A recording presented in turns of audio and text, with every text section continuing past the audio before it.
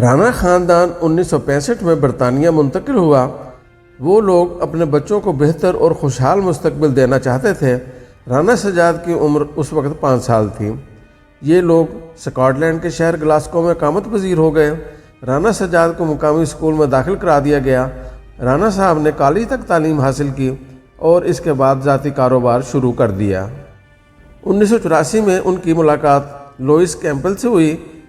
Louis ایک 16 سالہ خوبصورت سکاٹش لڑکی تھی۔ لوئس رانا سجاد کی محبت میں گرفتار ہوئی۔ اس نے اپنا مذہب اور گھر بار چھوڑا، مسلمان ہوئی اور دونوں نے شادی کر لی۔ اللہ تعالیٰ نے انہیں 4 بچوں سے نوازا۔ سب سے بڑا بیٹا عمر تھا۔ عمر 1986 میں پیدا ہوا۔ 1988 میں تہمینہ پیدا ہوئی۔ آدم 1990 میں پیدا ہوا اور 1994 میں مصباح ارم نے آنکھ کھول لی۔ مصباح ارم اس کہانی کا مرکزی کردار ہے۔ 2000 میں لوئس اور رانا سجاد کے درمیان اختلافات شروع ہو گئے۔ لوئس مسلمان ہونے کے باوجود اسلامی تعلیمات پر عمل نہیں کر رہی تھی، جبکہ رانا سجاد تیزی سے اسلام کی طرف مائل ہو رہا تھا۔ یہ اختلاف بڑھتے چلے گئے، یہاں تک کہ لوئس نے گھر چھوڑ دیا اور وہ اپنے ایک کزن کینی کیمپل کے ساتھ رہنے لگی۔ کینی مغربی معاشرے کا نمائندہ شخص تھا۔ اس میں وہ سارے عیب موجود تھے جسے ہم عیب کہتے اور عیب سمجھتے ہیں۔ لوئس کینی کی گرل فرینڈ بن گئی، لہذا رانا سجاد نے 2001 میں لوئس کو طلاق دے دی۔ لوئس نے بچے رانا سجاد کے پاس چھوڑ دیے۔ اس وقت مصباح کی عمر صرف 7 سال تھی۔ رانا سجاد اکثر سفر پر رہتا تھا، لیکن وہ جہاں بھی جاتا تھا اپنے بچوں کو ساتھ رکھتا تھا۔ بچے اس دوران والد کے بہت قریب آ گئے۔ رانا سجاد نے 2002 میں مستقل طور پر پاکستان شفٹ ہونے کا فیصلہ کر لیا۔ بچے بھی اس کے ساتھ پاکستان آ گئے۔ یہ لوگ لاہور میں رہنے لگے۔ چند ماہ بعد تہمینہ اور آدم نے مستقل طور پر لاہور میں رہنے کا فیصلہ کیا، جبکہ بڑا بیٹا عمر تعلیم مکمل کرنے کے لیے واپس گلاسکو چلا گیا۔ مصباح کی عمر اس وقت 8 برس تھی اور برطانوی قانون کے مطابق اسے اپنی ماں کے پاس واپس جانا تھا، لہٰذا مصباح اپنی ماں کے پاس سکاٹ لینڈ چلی گئی۔ لوئس اپنے بوائے فرینڈ اور مصباح کے ساتھ گلاسکو کے سٹینر شفٹ ہو گئی۔ لوئس کثرت شراب نوشی اور منشیات کی عادی ہو چکی تھی۔ وہ نشے کے عالم میں مصباح پر تشدد کرتی تھی۔ مصباح رانا سجاد کے ساتھ رہ کر عبادت کی عادی ہو چکی تھی۔ وہ نماز پڑھنا چاہتی تھی، لیکن لوئس اور اس کا بوائے فرینڈ اسے نماز سے روکتے تھے۔ وہ اسے حرام گوشت کھانے اور شراب پینے پر بھی مجبور کرتے تھے۔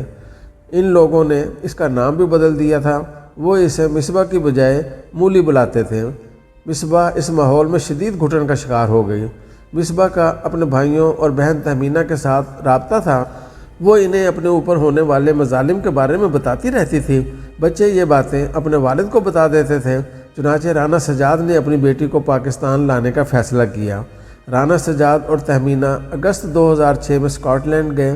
تہمینہ مصباح کے اسکول گئی اور اسے لے کر والد کے پاس ہوٹل آ گئی۔ یہ لوگ سٹرینر سے گلاسکو آئے اور اسی روز گلاسکو سے پاکستان آ گئے۔ لوئس نے جب مصباح کو غائب پایا تو اس نے فوراً پولیس اسٹیشن میں رپورٹ لکھوا دی۔ لوئس کا کہنا تھا اس کے سابق خاوند نے اس کی نابالغ بچی کو اغوا کر لیا ہے اور وہ اسے پاکستان لے جا کر کسی بوڑھے کے ساتھ بیاہ دے گا۔ برطانوی میڈیا نے اس خبر کو ایشو بنا دیا اور لوئس 24 گھنٹے ٹیلی ویژن سکرین پر دکھائی دینے لگی۔ وہ سکاٹ لینڈ کے اخبارات کی لیڈ سٹوری بھی بن گئی۔ یہ معاملہ فوراً انٹرپول کے پاس گیا اور انٹرپول نے حکومت پاکستان کو مطلع کر دیا۔ گلاسکو کے ایم پی اور پاکستانی برطانوی سیاستدان چودھری سرور نے مداخلت کی۔ وہ پاکستان آ گئے۔ چودھری سرور 28 اگست کو مصباح سے ملے۔ انہوں نے ملاقات کے بعد میڈیا کو بتایا کہ مصباح اپنی مرضی سے پاکستان آئی ہے اور اس پر کسی قسم کا کوئی دباؤ نہیں تھا۔ 2 دن بعد رانا سجاد نے پریس کانفرنس کی اور مصباح کو میڈیا کے سامنے بٹھا دیا۔ مصباح نے پوری دنیا کے میڈیا کو بتایا وہ اپنی والدہ اور اس کے بوائے فرینڈ کے ساتھ خوش نہیں تھی۔ وہ اپنی مرضی سے والد کے پاس آئی ہے اور وہ اپنے بہن بھائیوں کے ساتھ پاکستان رہنا چاہتی ہے۔ اسی دوران لوئس کے وکیل نے سکاٹ لینڈ حکومت کو مصباح کی تحویل کی درخواست دے دی۔ وکیل نے 2003 میں برطانیہ اور پاکستان کے درمیان ہونے والے سمجھوتے کو جواز بنایا۔ سکاٹ لینڈ نے حکومت پاکستان کو لکھ دیا اور حکومت رانا سجاد پر دباؤ ڈالنے لگی۔ رانا سجاد نے مصباح کی تحویل کے لیے لاہور ہائی کورٹ میں رٹ کر دی۔ ہائی کورٹ نے 2 ستمبر 2006 کو مصباح کو رانا سجاد کی عارضی تحویل میں دے دیا، لیکن مصباح کا پاسپورٹ جمع کر لیا گیا اور اسے عدالت کی حدود میں رہنے کا حکم دے دیا گیا۔ ستمبر میں مصباح ارم کا کیس قومی اور عالمی شکل اختیار کر گیا۔ تمام پاکستانی اخبارات، ریڈیو اور ٹیلی ویژن چینلز پر مصباح کی خبریں اور انٹرویوز چلنے لگے۔ لوئس نے پاکستان میں کیس لڑنے کا فیصلہ کر لیا۔ اس کے بعد عدالتی جنگ شروع ہو گئی۔ رانا سجاد 29 ستمبر کو یہ جنگ ہار گیا۔ ہائی کورٹ نے مصباح کو 7 دن کے اندر برٹش ہائی کمیشن کے حوالے کرنے کا حکم دے دیا۔ رانا سجاد نے فیڈرل شریعت کورٹ میں اپیل کر دی۔ اس دوران چیف جسٹس آف پاکستان نے ذاتی دلچسپی لی اور مقدمہ سپریم کورٹ میں چلا گیا۔ سپریم کورٹ کا فل بینچ تشکیل پایا اور کیس کی سماعت شروع ہو گئی، لیکن فیصلے سے پہلے لوئس کے وکیل ناہیدہ محبوب الہی نے آؤٹ آف کورٹ سمجھوتے کا عندیہ دے دیا، جس کے بعد لوئس اور رانا سجاد کے درمیان 4 نکاتی سمجھوتا طے پا گیا۔ یوں مصباح کو پاکستان میں رہنے کی اجازت مل گئی۔ میں نے 10 جنوری 2007 کو مصباح کو خوشی سے روتے اور اپنے والد کے گلے لگتے دیکھا تو مجھے بہت خوشی ہوئی۔ یہ پاکستان کے ساتھ ساتھ اسلامی ثقافت کی بھی فتح تھی۔ مصباح ہماری اخلاقی برتری ثابت ہوئی، لیکن پھر 6 فروری کا دن آ گیا۔ اس دن نے مجھ سمیت بے شمار پاکستانیوں کا دل دہلا دیا۔ 6 فروری 2007 کو پاکستانی اخبارات میں مصباح ارم کے حوالے سے ایک چھوٹی سی خبر شائع ہوئی۔ پاکستانی نژاد سکاٹش بچی مصباح ارم کانوینٹ اسکول میں داخلہ لے گی۔ یہ خبر بین الاقوامی نیوز ایجنسی AFP نے جاری کی تھی اور یہ پاکستان سمیت دنیا کے تمام اخبارات میں شائع ہوئی تھی۔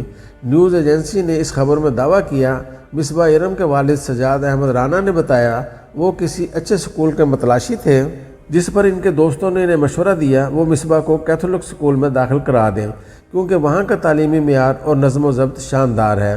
ایجنسی نے دعویٰ کیا، مصباح ارم کے والد کا کہنا ہے کہ وہ اپنی بیٹی کو کیتھولک اسکول میں بھجوانے کے معاملے میں متعصب نہیں ہیں۔ میں نے جب یہ خبر پڑھی تو میرا سر شرم سے جھک گیا اور میں نے سوچا کیا ہم لوگ مصباح جیسی بچی کو پاکستان میں ایک معیاری تعلیمی ادارہ بھی فراہم نہیں کر سکتے؟ وہ بچی جو اسلام کی محبت میں اسکاٹ لینڈ کی تہذیب چھوڑ کر آئی تھی، کیا ہم اس بچی کو معیار کے نام پر ایک بار پھر کیتھولک تہذیب میں دھکیل دیں گے؟ میں نے سوچا اس ملک میں 1000 کے قریب ارب پتی ہیں، کیا یہ ارب پتی لوگ پاکستان میں کانوینٹ معیار کا ایک اسلامی اسکول بھی قائم نہیں کر سکتے؟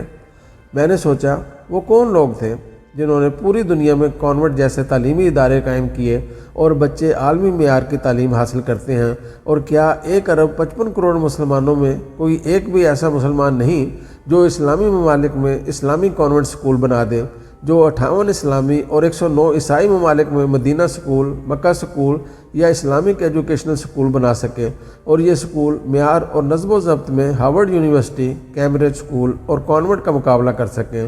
میں نے سوچا مصباح کا امتحان 10 جنوری کو ختم ہو گیا، لیکن ہمارا امتحان فروری سے شروع ہوا اور یہ کبھی ختم نہیں ہوگا۔